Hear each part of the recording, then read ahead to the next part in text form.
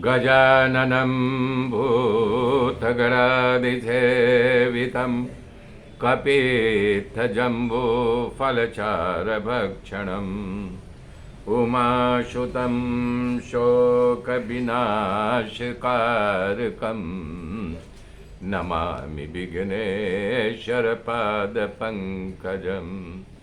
गुरुर्ब्रह्मा गुरुर्विष्णु गुरुदेव महेश्वर गुरु साक्षात् परब्रह्म तस्मै श्री गुरुवे नमः। तस्मै श्री गुरुवे नमः।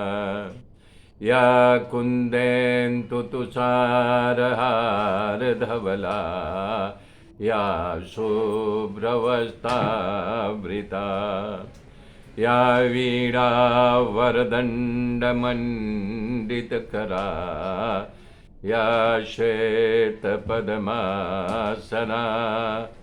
या ब्रह्माच्युतशङ्कर पवित्रभिः देवै सदा वन्दिता सा मां पातु सरस्वती भगवती निषेधाद्यापः।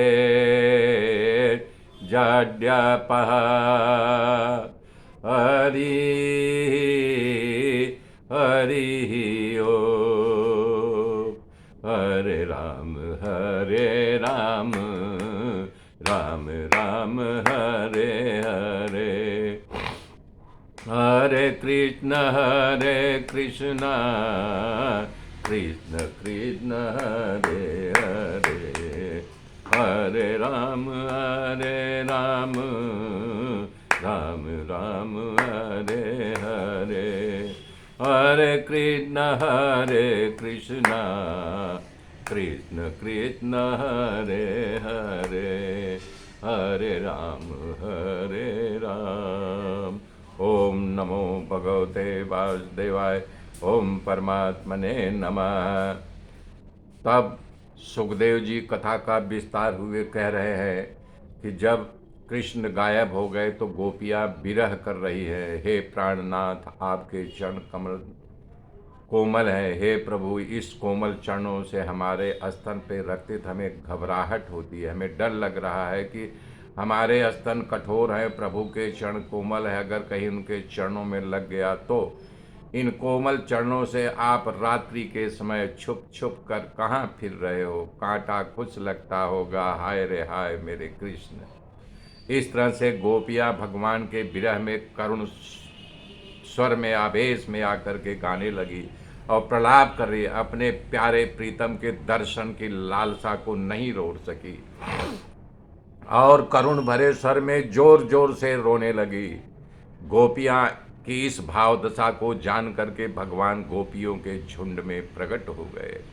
भगवान को आया देख करके सभी गोपियाँ उनको घेर करके खड़ी हो गई और भावावेश में आकर के कोई उनका हाथ अपने हाथ में लेने लगी, कोई जो है उनका अजान बाहु अपने कंधे पर रख लिया, कोई उनके मुख में पान था, उनके मुख से पान निकाल करके अपने मुख में डाल दिया। एक गोपी विरह आतुर होकर के नीचे बैठ करके प्रभु के चरण को अपने स्तन पर रख लिया। किसी गोपी के प्रणय प्रकोप प्रकट हुआ, वो आँख को तिरछी करके आँख के मार्ग से भगवान कृष्ण की मूर्ति को अपने हृदय में प्रस्थापित करने लगी। आँखों बंद करके योगियों को मिलता है ब्रह्मानंद का अनुभव, उसी प्रकार से अनुभव करने लगी। सुखदेव जी कह रहे हैं, जैसे मुक्ति की इच्छा वाला पुरुष का कोई परम संत मिल जाए तो संसार की पीड़ा से मुक्त हो जाता है, उसी तरह भगवान का दर्शन करके गोपियों में आनंद और उल्लास प्रकट हुआ। भगवान के विरह में गोपियाँ जो है मुक्त हुई। हे परीक्षित, उसके बाद भगवान श्री कृष्ण गोपियों को लेकर के यमुना के किनारे आए, तब मंद मंद शीतल और सुगंधी वायु बह रही थी। शरद पूर्णिमा का चांद खिला हुआ था। भगवान सुखदेव जी कह रहे हैं, हे राजन, वहाँ अंधकार और अमंगल कहीं नहीं था, सभी जगह प्रकाश, आनंद आनंद आनंद था। उस समय यमुना जी का किनारा ऐसा लग रहा था जैसे यमुना मैया ने अपने रेती के द्वारा समतल करके सुंदर जो है भगवान के लीला करने के लिए स्टेज यानी रंगमंच तैयार कर दिया है। इस तरह से हे भगवान श्री कृष्ण गोपियों के हृदय में इतना आनंद प्रकट हुआ कि हृदय की आदि व्याधि मिट गई।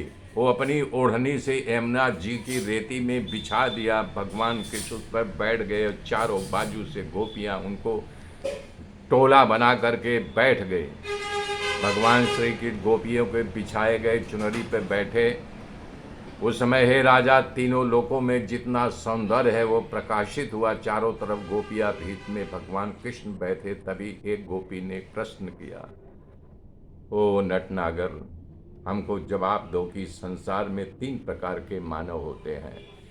एक ऐसा होते हैं कि अपने से जो प्रेम करे उसी से प्रेम करते हैं। अब बहुत सारे ऐसे होते हैं जो अपने से प्रेम नहीं करते फिर भी वो प्रेम करते हैं। तीसरे वो हैं जो प्रेम करे या न करे फिर भी सबसे प्रेम करता है। तो तुमको इनमें से कौन अच्छा लगता है? ये प्रश्न गोपियों ने इसलिए पूछा कि भगवान के मुख से सुनना चाहती थी। भगवान श्री कृष्ण जवाब देते हुए कहते हैं, हे मेरी प्रिय सखियों, जो अपने साथ प्रेम करे तो उसके साथ प्रेम करो, तो स्वार्थ हुआ।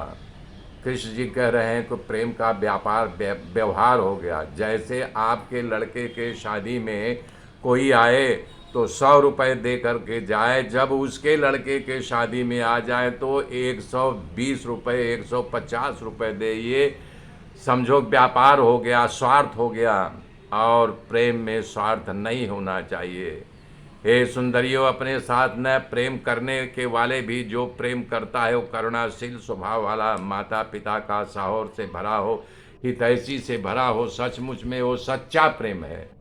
व्यवहार सत्य भी है। और हे गोपियों, बहुत से आदमी ऐसे होते हैं जो न प्रेम करने वालों के साथ भी प्रेम करते हैं। कह रहे हैं कि आत्मा राम जो अपने स्वरूप में मस्त हो, आत्मा में परम संतुष्ट हो, जिसकी दृष्टि में द्वैत नहीं भासता। दूसरा ह्यात कामा, जो दूसरे पूर्ण काम लोग हैं जिसके दैत तो दिखाई दे रहे हैं पर कृत्य हो गए हैं, जिनको किसी के साथ कुछ लेना देना नहीं है। अकृतज्ञता, तीसरे वो लोग हैं जिनको खबर नहीं कि मेरे साथ कौन प्रेम करता है और कौन नहीं करता है। चौथा गुरुत्र है। चौथे वो लोग हैं जो जानबूझ करके अपना हित करने वाले परोपकारी गुरु तुल्य लोगों के साथ द्रोह करते हैं। यहाँ बता रहे हैं कि हे गोपियों, तुमको 4 प्रकार का और ऊपर 3 प्रकार का मानव के बारे में बताया। हे गोपियों, इसके लिए उनकी चित्तवृत्ति दृढ़तापूर्वक मेरे में लग जाए। जैसे धन के लोभी को धन खो जाए तो इसका हृदय धन के चिंता में व्याकुल रहता है, उसको नींद नहीं आती, उठते बैठते हमेशा उसको धन की चिंता रहती है। उसी तरह मैं मिलता भी हूँ और खो भी जाता हूँ। श्री कृष्ण कह रहे हैं, गोपियों ये बात कहूँ?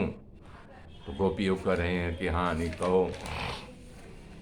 तो बोल रहे हैं, मुझे इसमें जरा भी शंका नहीं है, तुम सबके लिए लोक मर्यादा वेद मार्ग अपने संबंधियों को छोड़ दिया है। ऐसी परिस्थिति में तुम्हारा चित्त कभी तुम्हारे स्वरूप सुहाग की चिंता न करे। उन्हें मुझे चिंता नहीं, इसलिए प्रत्यक्ष नहीं, छुप कर तुम्हारे साथ अप्रत्यक्ष स्वरूप से तुमसे प्रेम है, इसलिए हमारे ऊपर ऐसा न करो। ऐसा कह करके परमात्मा ने गोपियों का स्वीकार करते हुए कहा, गोपियों को स्वीकार करते हुए कि तुम सब मेरे हो, मैं तुम्हारा हूँ।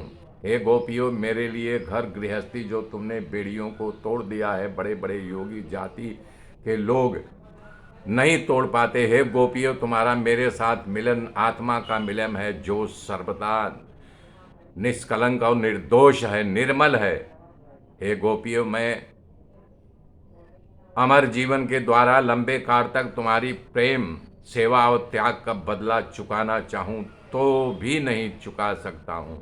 हे गोपियों, जन्मों जन्मों तक तुम सबका ऋणी हूँ, तुम्हारा सौम्य हूँ, इसलिए प्रेम से तुम मुझे ऋण मुक्त कर सकते हो। परंतु सामने उपकार करके भी मैं तुम्हारे ऋण से नहीं छोड़ सकता। पूज्यपाद गोस्वामी तुलसीदास जी ने अपनी अंतिम कृति दोहावली में प्रभु श्री राम और हनुमान जी की बात यही कही है। अरे तुलसी राम हूँ ते अधिक राम भगत जिय जान, और इनिया राजा राम भय और धनिक भय हनुमान। तुलसीदास जी कहते हैं श्री राम के भक्त श्री राम जी से अधिक होते हैं। राजेश्वर श्री राम स्वयं ऋणी हो गए और हनुमान जी सेठ हो गए। प्रभु श्री राम तो यहाँ तक कहा है कि मैं तुम्हारा ऋण नहीं चुकता सकता हूँ। कियो सुसेवक धर्म कपि प्रभु कृतज्ञ जिय जान, और जोर हाथ ठाड़े भय वरदायक वरदान। हे हनुमान जी, सिर्फ केवल धर्म को निभाया है, जान बर देने वाले, देवताओं को वरदान देने वाले शिव जी भी उन्हें प्रदान करने वाले प्रभु श्री राम हनुमान जी के आगे हाथ जोड़ करके खड़े हो गए। क्या कर रहे हैं? अरे प्रति उपकार करम का तोरा, सन्मुख होय न सके मुख मोरा। जय राम सिया राम, जय जय राम, जय राम सिया राम, जय जय राम। मेरे मित्रों, आगे की गाथा कल जोड़ूंगा, तब तक के लिए नमन। जय श्री राम।